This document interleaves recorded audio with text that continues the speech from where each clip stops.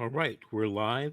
I am attorney Vincent Davis, and this is The Secret: How to Fight CPS and Win. Today, we're going to be talking about a couple things. I told you last night that I'd be talking about the detention hearing today, your very first hearing in juvenile court. And also, I'm going to be making an offer to you guys. I just published another book, and it's called Civil Rights Litigation: Suing CPS Social Workers. It's a victim slash survivor's guide to winning your case and breaking free of the CPS system. All right, that book I think came out just recently, but I have some digital copies that I'm willing to share with people.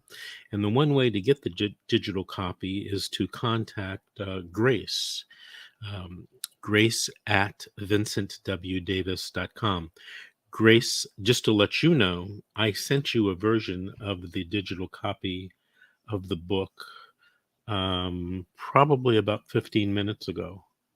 So you have a copy in your email, and people that contact you, go ahead and give them a copy. The book is about 150 pages, and it's going to be hopefully on Amazon soon. But I'm just giving out the book, and we might even be charging. The person who helped me publish it wanted me to charge at least for it. But today, anybody that contacts Grace at vincentwdavis.com, Grace, I'm telling you to send them a copy of the book for free. Okay? All right. Now, before I get into the detention hearing stuff, oh yeah, Grace has already put that in the chat. Her email for you to email her for a copy of my new free book, Civil Rights Litigation: Suing CPS Social Workers. Okay, so today, as promised, we're going to be talking about the initial hearing in a CPS case. In California, they call that the detention hearing. Okay. And it's governed by code and by California rules of court and by case law. And let me tell you what happens at the detention hearing, or what should happen at the detention hearing. At the detention hearing, if you're a parent who doesn't have a private lawyer, um, in California at least, and I think in most states, because it's an important constitutional right, you'll be appointed an attorney. Okay.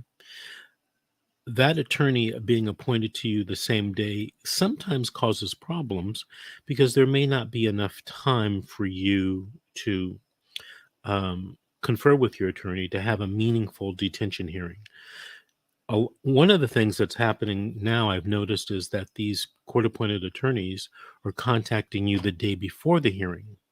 And if you're contacted the day before the hearing, you do have some time to prepare, make some notes, and hopefully talk to the attorney about how you're going to defend against the detention hearing. Now, I'm going to assume that this is a detention hearing. In 99% of the cases, the social worker has already detained your child away from you, or is looking for a court order to detain the child if the social worker wasn't able to find you to detain your child. Now, the minute that you have an issue with a social worker detaining your children, it's my advice to find a lawyer to call to confer with or consult with. You are about to enter the most important lawsuit of your life, and it's regarding the detention and possible loss of your parental rights of your children. I get a lot of calls from people, and they believe that the detention hearing isn't that serious. But I'm here to tell you that it is very serious, and it's your first step down the CPS path. In California, in most places, the the uh, the judge who hears the detention hearing also is assigned to your case for all practical purposes. Good morning, Cassandra. How are you? Good morning. How are you? Thanks for joining. I'm talking about the detention hearing. Okay. So it's important for you to start off well in that court and in that case. And here's the strategy that I try to implement. If you're not going to get the child released to you at the detention hearing, you want to at least put forth evidence that starts to make the judge think about your case. The burden of proof for the social worker to get your children detained at that very first hearing is low, okay? And it's low by law. Now, do I agree with that? No, I'm just the messenger. Should it be higher? In my opinion, yes, but it's very low. And the only thing the social worker has to prove is that you're a risk to the child. And here's the problem.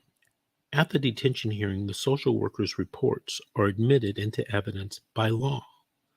The judge must consider them. And I get a lot of people that tell me the social worker reports and the petition are just simply not true and substantive or in major ways. But in order for you to prove that, you're going to have what's called a contested disposition hearing. So let's go back for a second. You're at the hearing, you've been assigned an attorney the day before or the day of the detention hearing, and that's generally 48 to 72 hours since your children were taken. Now, it's longer in some places because of COVID. There are special COVID rules. And I think in California, I think it got up to like a week. They could wait a week before having the detention hearing, which, strangely enough, might be an advantage to you so that you can properly prepare with an attorney for that very first hearing. So when you get to court and you see the petition, there are going to be allegations against you. And in California, the petition are allegations that you are a risk to the child or that you have abused the child. And you're going to see in that petition all types of things that you haven't thought about, some that you haven't even thought about for years. I get a lot of calls, and here's the situation. Mom loses the kids because mom was arrested for drunk driving, and dad, who doesn't even live with mom, they bring up an arrest that happened, 10 years ago. Nothing really connected with why the children were detained, but they're throwing everything in the kitchen sink against you. So you need to prepare for that. So the first thing that I would do is I would go through the petition and I would go through what they call the detention report and any addendums or last minute information reports prepared by the social worker that the judge is going to look at that day. And remember, these reports are automatically admitted into evidence, even though they contain hearsay and multiple hearsay. In law school, we used to call that totem pole hearsay. Hearsay on top of hearsay on top of hearsay on top of hearsay. This seems ridiculous in a judicial setting, but that multiple hearsay is allowed by law. So if you have a problem with that, don't blame the messenger. Talk about voting and changing the laws, getting propositions together, organizing.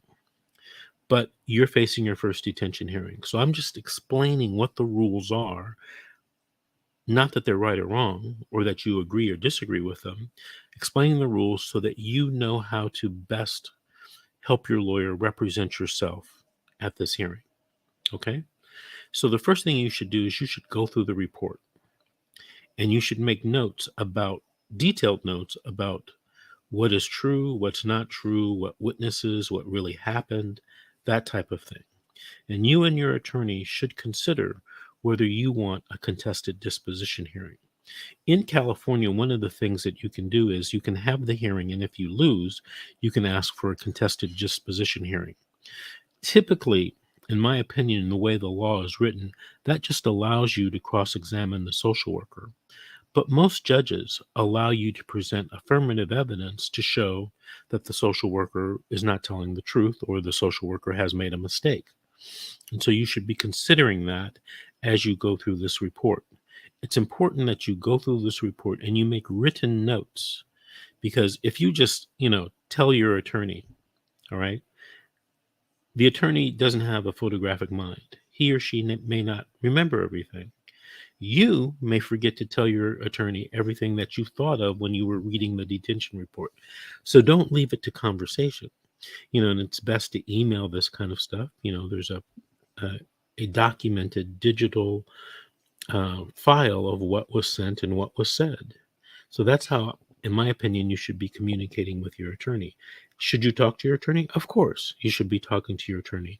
But if you want to transmit any important information, like paragraph 4, line 3, the part where the social worker said you hit the kid or you sexually abused the child, it's not correct because, number one, I was incarcerated at the time. Or number two, I was at work at the time. I couldn't have done that. Number three, you know, Aunt James and my friend Mac, they were there. They saw that I didn't hit or do anything to the child. So those people all become important witnesses, and you can start to develop your defense by going through the report, saying what's wrong, coming up with witnesses and other documentary evidence or pictures or videos to prove that something's not true or correct.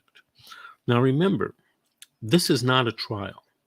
All right. Unfortunately, you have to wait to the jurisdictional phase of the case, which is your next hearing, to bring forth witnesses to prove that everything is false or true. Right. So, however, you can start off with representations, documentary evidence, and perhaps the judge will allow you to present a witness at a contested disposition hearing.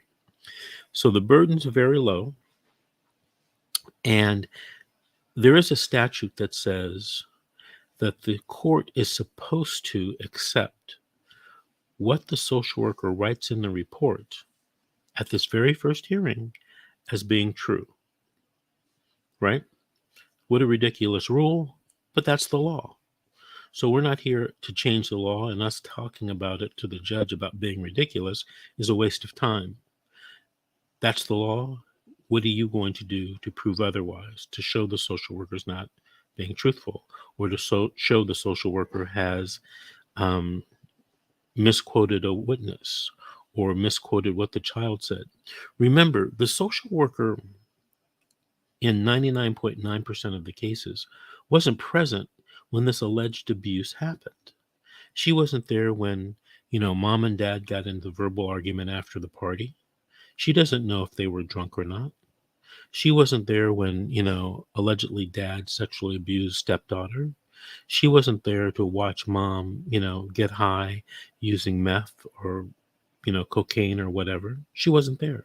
So the social worker is only reporting what people have told her. Now, do people ever lie? Yeah. Yeah, they do. Do people ever exaggerate what has going on? Yes, they do. I recently had someone call me, and they live in Los Angeles, and they live in an apartment. But if you look out their apartment, their window is approximately 5 or 6 feet away from their neighbor's window.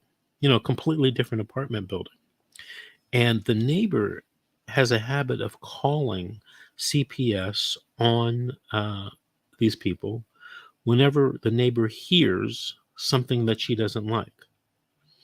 Cursing, yelling, allegedly, calling kids names, listening to the kids scream and yell about different things.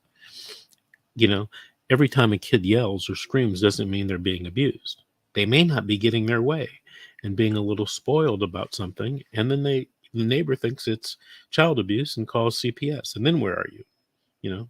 Cops come over, a social worker comes over. So all of these things you have to remember in preparing for your detention hearing. Generally, in some counties, it's not like this in LA County. The social worker shows up for the detention hearing. And if you want to cross-examine the worker right then and there, that can be done. In Los Angeles, generally the emergency response worker who writes the detention report is not in court. So they usually continue it. And I think the law provides you to have what's called a contested detention hearing. They used to call it a Dennis H. hearing after a case in California, an appellate case, within 3 days or 3 court days, something like that. Now, here's that's the good news. The bad news is the judge could decide that instead of giving you this contested hearing, to set your case for trial, what's called a no-time waiver trial, within, I don't know if it's 10 or 15 court days. And then you bring all of your witnesses. But remember, at this first hearing, you want to make a good impression, even if you lose, because you want to start putting in the judge's mind some doubts about the social worker story. It's important because the social workers are going to be writing the eventual, what they call jurisdictional and dispositional report. So it's going to be important that you get your story out there, at least, the major points at that very first hearing. Because judges are smart people. Okay. I don't care if you like your judge or you don't like your judge. They didn't get put in that position because, they're stupid. They're smart people. And they remember, just like you. They're just like any other person. And they'll remember you and they'll remember some of your facts. One of the things I've noticed over the years is that a lot of judges take notes. You don't know this, but they take notes and they stick it in the file. Next time the hearing comes up, they pull out the file, they pull out their notes. Oh, yeah, I remember that case. And the judge looks at their notes, and that's what, they kind of have refresh their recollection about what they thought and what they were feeling about your case. Okay, so don't think that your judge won't remember. He or she will remember more times than not. Okay, so that's generally how I approach detention hearings. It's a broad framework because every case is different. Some people, are accused of domestic violence. Some people are accused of emotional abuse, physical abuse, sexual abuse, drug abuse. The list goes on. Not taking care of the kid's medical condition, not sending the child to school. It can go on and on. So every case has to be looked at kind of differently and very specifically, but the importance is going through that detention report, making your notes, giving your attorney evidence, documents and witnesses that can testify on your behalf. Remember, the attorney wasn't there. He or she is in a worse position than the social worker. Social worker allegedly has talked to witnesses, has talked to people in the family, the parents, the child, the relatives, the next door neighbor. The attorney, he or she hasn't talked to anybody. So they're in the worst position to assist you, and that's why you have to help them. Don't rely on the attorney interviewing you, right? 5 minutes before the hearing. You provide that attorney, you take the offense and provide that attorney the information by way of email and also talking to your attorney. But always have a record that you've talked to your attorney and you've provided him or her this information. I assure you, all attorneys, private, court appointed, they will all appreciate this because it will make their job easier. Okay? Now, one of the things that you should know that you do not have to continue your case after the detention hearing 4 to 6 weeks, which happens in a lot of hearings. You are entitled to what's called a no-time waiver of trial. So in some cases, if I argue the detention hearing and the judge doesn't release the child, or at least place the child with relatives, I set the case for a no-time waiver of trial so that we can get to this and decide this right away. A lot of times, your trial won't be for 6 to 8 weeks, sometimes more, after the detention hearing. And you need to make sure that your case is pressing forward if that's going to be to your benefit. Now, it may not be your benefit. There are some cases where you don't want to have a trial right away. Let me give you an example. Let's say that the social worker has alleged that you are a drug addict or an alcoholic. Okay? One of the things that you can do to win your case is to have a period of time where you've taken drug testing or alcohol testing for 4 to 6 weeks, 10 weeks out. And then when you have all those negative tests, you go into court and say, hey, judge, under the law, you're supposed to decide the case as of today.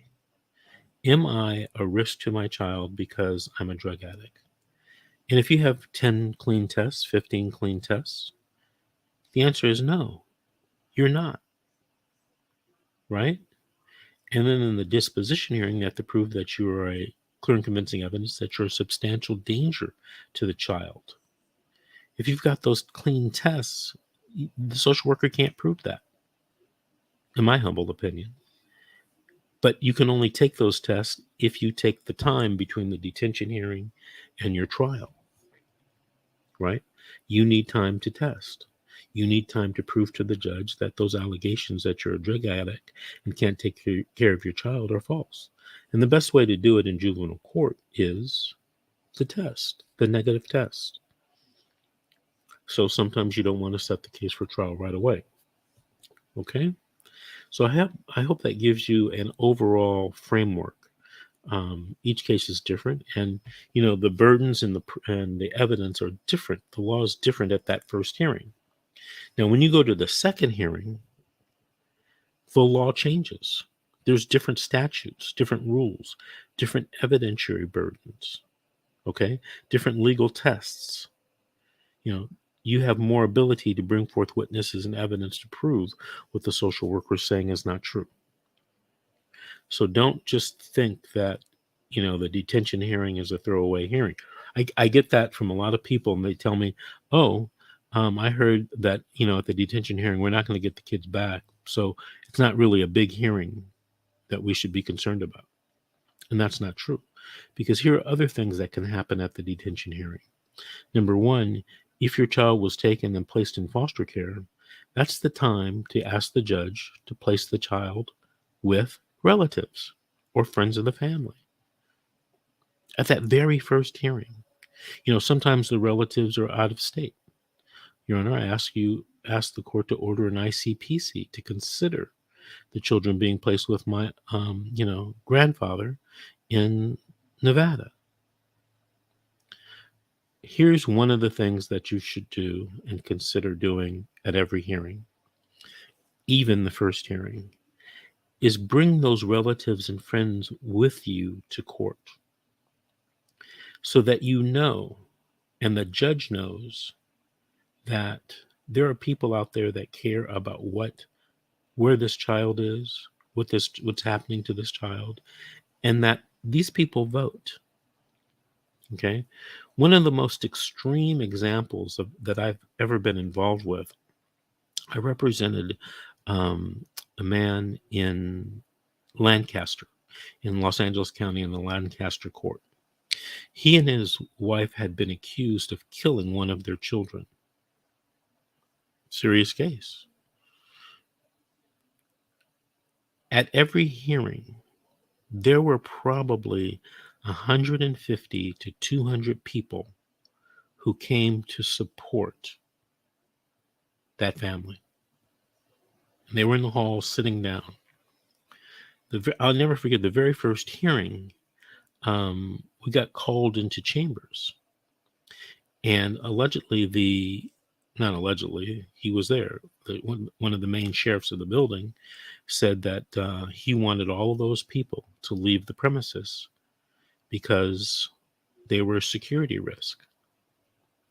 The odd thing was, these were all people from church, from one of the local churches. So, how are they going to be a security risk? Anyway, the attorney, a very famous attorney who represented the mom, I had the dad, said, look, this is a public building. These people can be here to have support. And the judge didn't get involved. Said if the people want to be here, they can be there. And if they were going to cause a security problem, you would have cause to evict them. But they haven't done anything but crowd the court, crowd the hallways. And at every hearing, they had that many people there to support them. And guess what? As the case turned out, it turned out in favor of the parents. Now, did the people there every day at every hearing have an effect? I think so. But you can talk about that with your attorney. All right, so that covers the detention hearing. Cassandra, do you have any questions for me?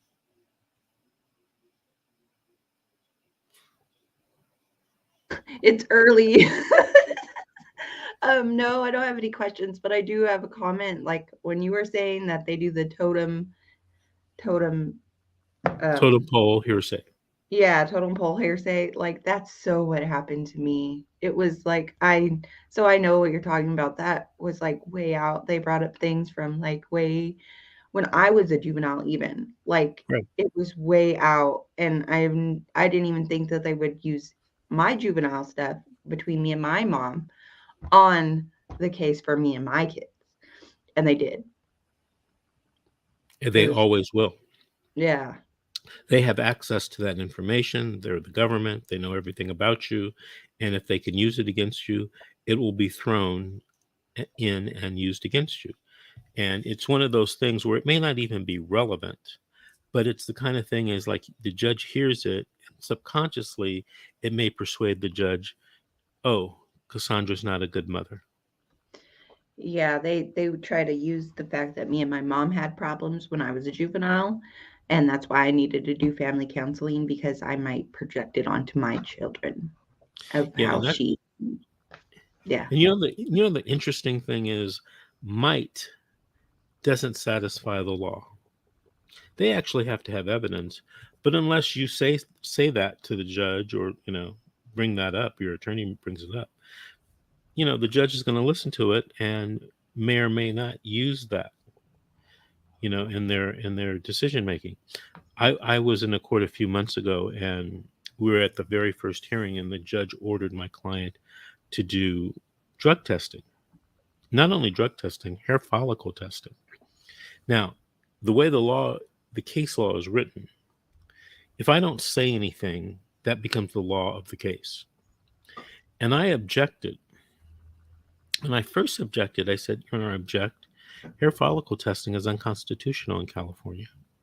You're not allowed to order that. And everyone in the courtroom kind of like looked at me like, oh my God, I can't believe he said that. Because, a lot of the people in the other attorneys and, people on the case, they knew that was the law, but it was just the practice in that courtroom. Everybody gets to take a hair follicle test. And if you don't object to it, that becomes the law of the case. Mhm. But then the second thing that we started talking about, I told the judge, I said, I object to you even ordering any kind of drug testing at this stage of the case. Because the way I read the case law is you can't order drug testing until you take jurisdiction over the kids. And that happens at the jurisdictional hearing.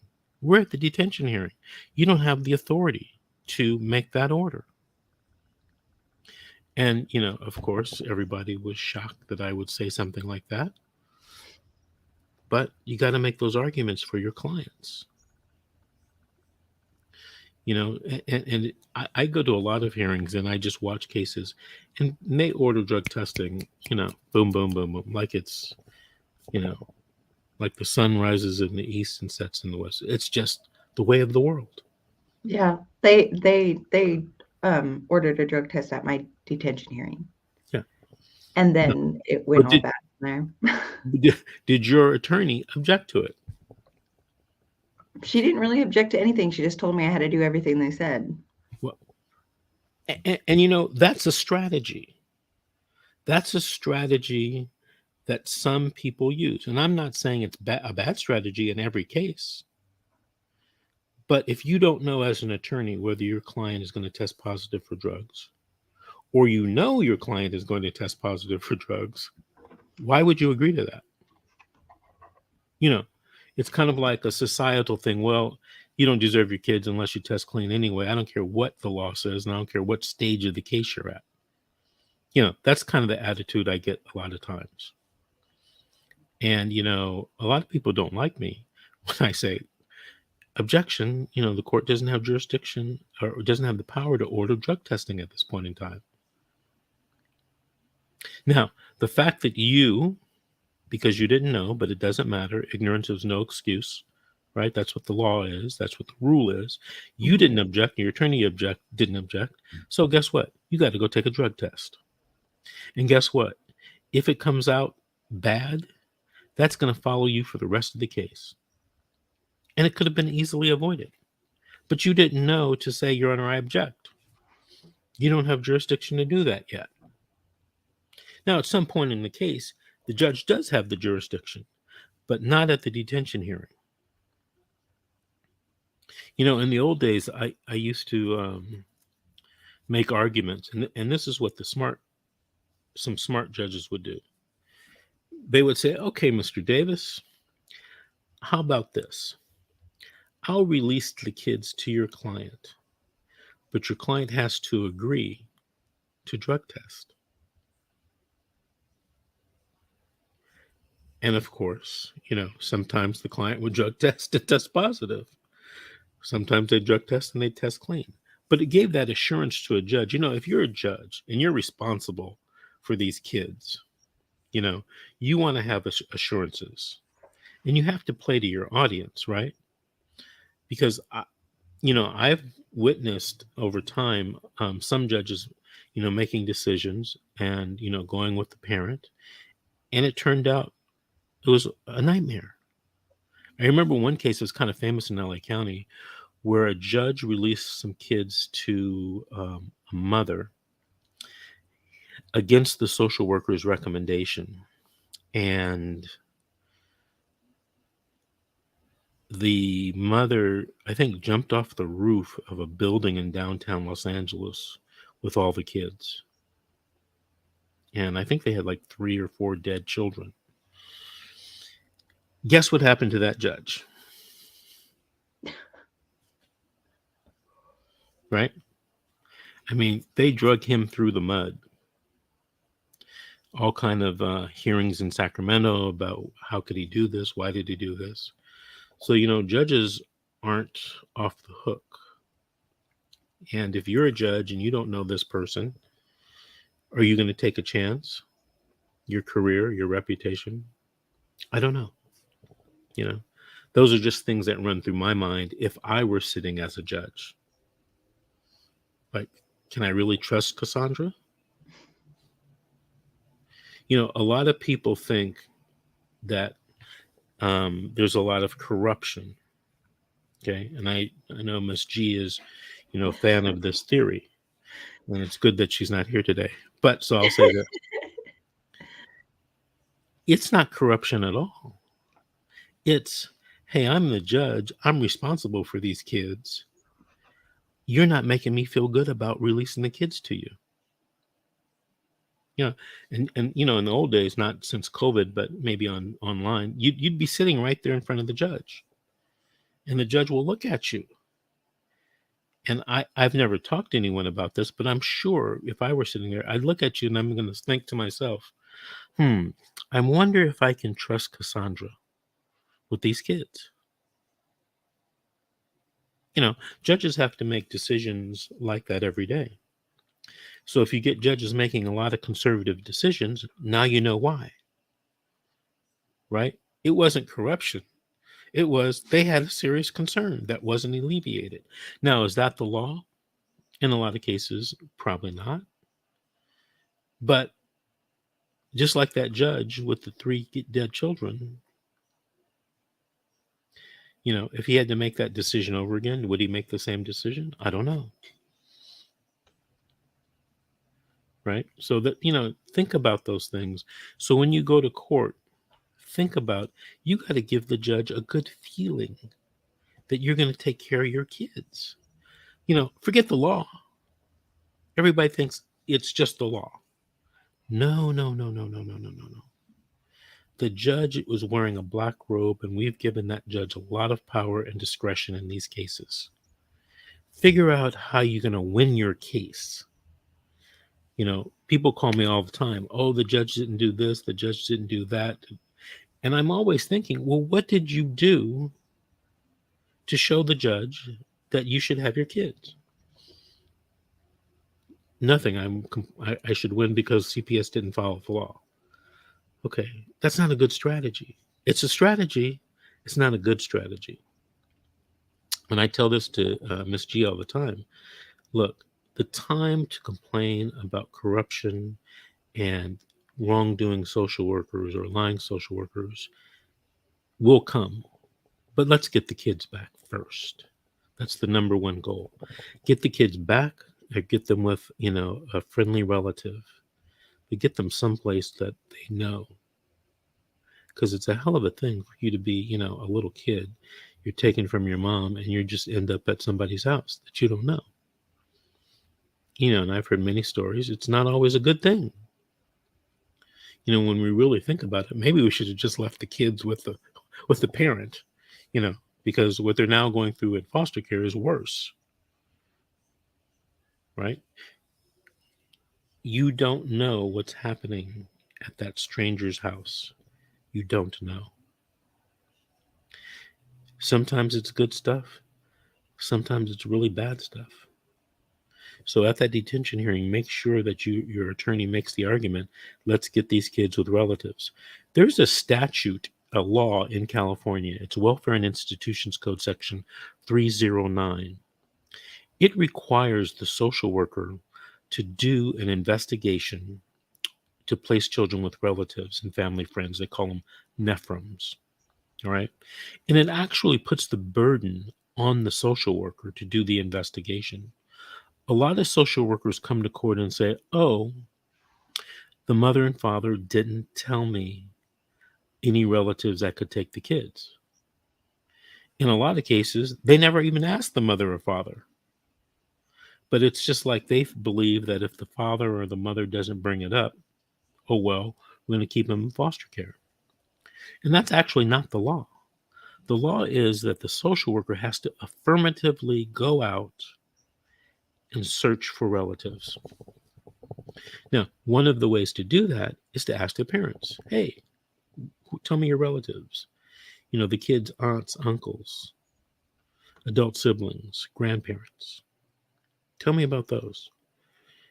And they actually have to go search for these people. Years ago, the city and county of San Francisco lost a big lawsuit on this very issue.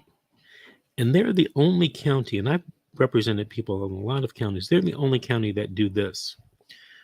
They actually hire an outside service on every case that researches the background of all parents.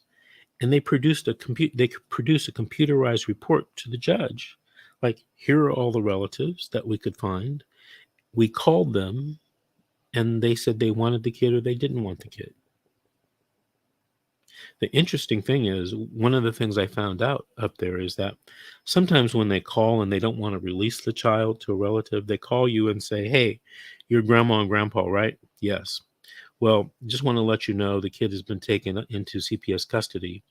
And we were thinking, you might want to keep the kids, but I don't think it's a really good idea because it's expensive, or you have to provide medical insurance, or you have to keep the kid with you 24 hours a day, 7 days a week, or, they do things to convince you not to take the child. So they get to keep the child in foster care, even though they did the report on all relatives.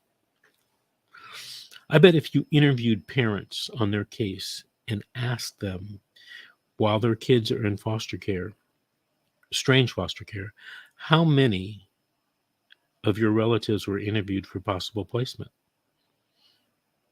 When it's all that can be found, very few are. Very few are. Now, there are some social workers that are big time pro relatives. Okay, so I'm not saying that it happens in every case, but it happens in a lot of cases. Happens in a lot of cases where I'm called. First thing I ask people, I say, where are your kids? Well, what do you mean? I say, well, who are they living with? Foster parents. These are people that have cases open for months. I said, well, aren't there any relatives that might be able to take the kids? I don't know. Or, yeah. Or, yeah, we told the social worker about it, and the social worker said no. Although it's not the social worker's decision, right? Social worker said no, so we just dropped it. We forgot about it. At the detention hearing, you got to have the judge order. In the old days, they don't do this anymore, but in the old days at the detention hearing, there was a judge that I used to practice in front of when I was a court-appointed attorney, who would ask on every case. He had developed a form where you had to write down all the relatives. It was like a 3-part carbon form. And they used to use that in a lot of courtrooms in LA County. I don't know if if they use that anymore. But he wanted to know who the relatives were because he was getting sick and tired of, social worker not finding out who the relatives were, or some relative coming up, 2 years into the case saying, "Hey, I want the kid." And his first thing was, "Well, where you been?" "Well, I didn't know." Well, the way to solve that was to have the relatives interviewed at the very beginning of the case, which that's supposed to happen anyway under Section 309. So if you have a case in California and your kids aren't with relatives or family friends, read WIC 309. Just Google WIC 309 and read it. You're going to be astounded what it says. Okay? All right, Cassandra, if you don't have any questions for me, I want to thank you for joining. Oh, one of the things that Cassandra, you didn't hear, and I want to repeat it for the audience. For a limited time, if you contact Grace at vincentwdavis.com and request my new book, she will send you a free digital copy. Okay? And let me give you the official title of the book. It's Civil Rights Litigation, Suing CPS Social Workers. It's about 150 pages. It was much longer than I wanted it to be, but it's a victim survivor's guide to winning your civil rights case and breaking free of the CPS system. Okay, so go ahead and email Grace, and for a limited time, we're going to be giving those away free. Later, it's going to be on Amazon for like 10 or $12. All right. Okay, Cassandra, thank you for joining me. I know Miss G is going to be joining me tomorrow at 9 a.m. for our show. And tomorrow at 9 a.m., I hope we have a guest. We had a guest lined up today, but we couldn't contact her. We have a guest lined up for tomorrow. And I will also be talking about the second hearing you go to, the jurisdictional/dispositional hearing in a juvenile dependency case. And I'll be giving some pointers and some pro tips about how to win that case or that hearing. Okay?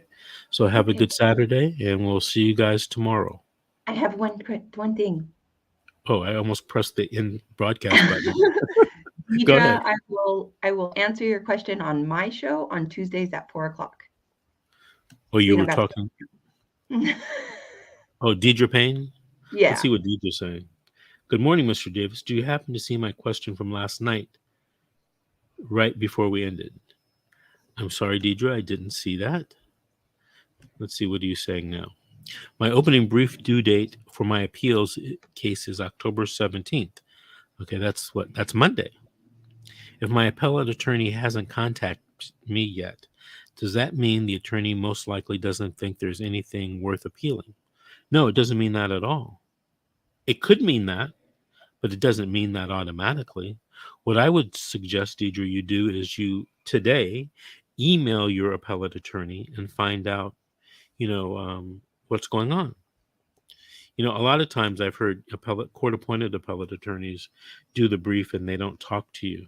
And I mean, I've heard that so much. I'm not surprised that you're saying that to me. If I was doing your appeal, I would have contacted you and talked about the case because there are some issues on appeals that you just can't find out from reviewing the court reporter's transcript and the clerk's transcript. But like I said earlier, every attorney does cases differently. That's why it's called the practice of law. Everybody has different practices. All right.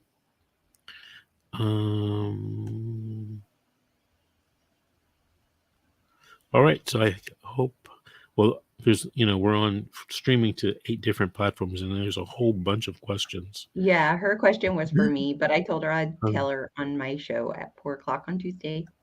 Okay. It's a long question. Well, it's all right, folks. All right, folks. Thank you for watching, and we'll see you tomorrow at 9 a.m. Bye-bye.